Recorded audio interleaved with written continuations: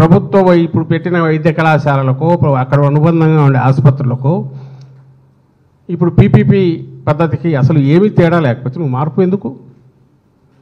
ఎవరైనా ప్రైవేటు వ్యక్తులు కానీ వాళ్ళు లాభం ఆశించకుండా ఎందుకు వస్తారు? ఒకవేళ లాభం ఆశించకుండా వాళ్ళు వచ్చారనుకుంటే నువ్వు కాంట్రాక్ట్లో మరి అది పెడతావా? ఇందులో ఒక్క నయా పైసా తీసుకోరు, పూర్వం ఎట్లా నడుస్తుంది అట్లా నడుస్తుంది అని పెట్టగలవా? పెట్టి వాళ్ళతో సంతకాలు తీసుకోగలవా? అయినా సరే దబాయిస్తాడు ఆయన చంద్రబాబు నాయుడు, ఎందుకంటే తను ఏది మాట్లాడితే అది ప్రచారంలోకి వెళ్ళిపోతుందని. ఎవరికి అంత ఓపిక ఉండదు. పీపీపీ అంటే అంతా పబ్లిక్ పబ్లిక్ పబ్లిక్ అని అనుకుంటారని ఆయన అనుకుంటాడేమో తెలియదు.